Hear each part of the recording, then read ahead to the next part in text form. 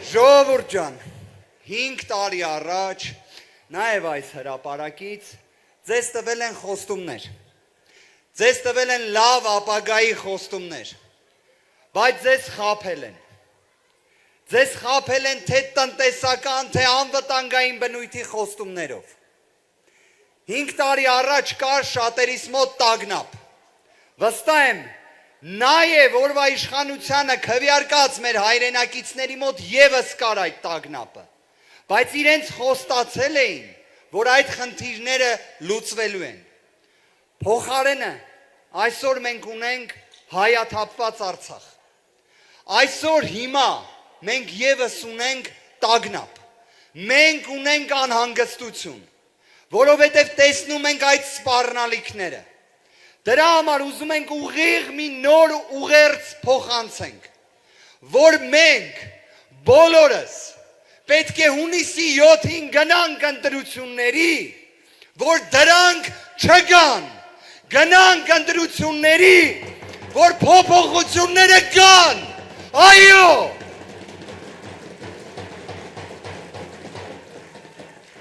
ժողովուրդ ջան, 5 տարի առաջ ասում էին, որ կյանքը լինելու է բարեկեցիկ,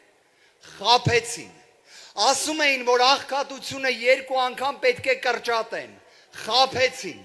ասում էին, որ ծայրահեղ աղքատություն Հայաստանում պետք է չլինի, այսօր 30,000-ից ավելի մեր հայրենակից թեր սնված է, մենք ասում ենք, որ մեր ցանկացած խոստում ունի իր երաշխավորը, դա Սամվել Կարապետյանն է,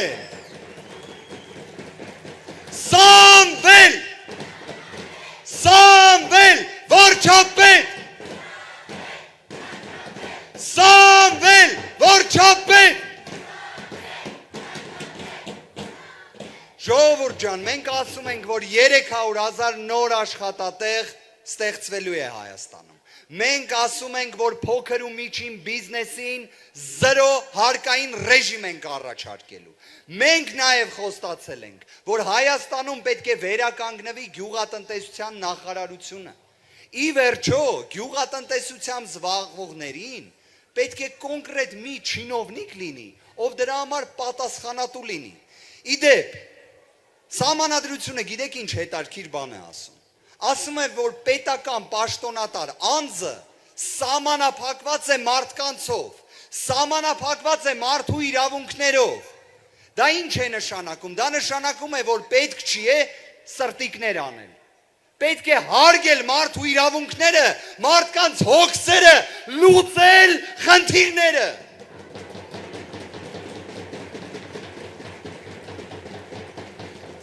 ժողովուրդ ջան, վերջին 5 տարիները նաև մեր հասարակությանը պառակտելու մասին են, ես վստահ եմ, որ դուք էլ ունեք հարևաններ, ծանոթներ, էլ չասեմ հարազատներ, որոնց հետ շփման խնդիր ունեք, որովհետև այդ ատելությունը այդ աստիճանի է հասել, դրա համար մենք ինչ ենք ասում, պետք է լինի ներքին համերաշխություն, պետք է լինի համախմբում, մարդասիրությունը պետք է լինի անսակարկելի արժեք, դրա համար ասում ենք նաև, որ համաներում պետք է լինի, մենք պետք է իրականում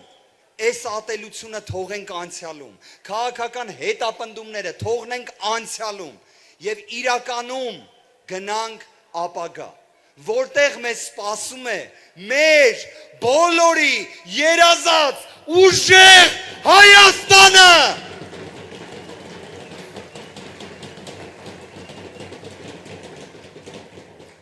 Ժողովուրդ ջան, ես գիտեմ, որ բոլորդ ուզում եք մեկ հստակ բան, դա փոփոխությունն է, դուք ուզում եք փոփոխություն, և փոփոխությունը հնարավոր է միայն Սամվել Կարապետյանի հետ, դրա համար ժողովուրդ ջան, հունիսի 7-ին, քվեաթերթիկ համար 3, հանուն փոփոխության, բարեկեցության, համախմբման, փոփոխությունների համար 3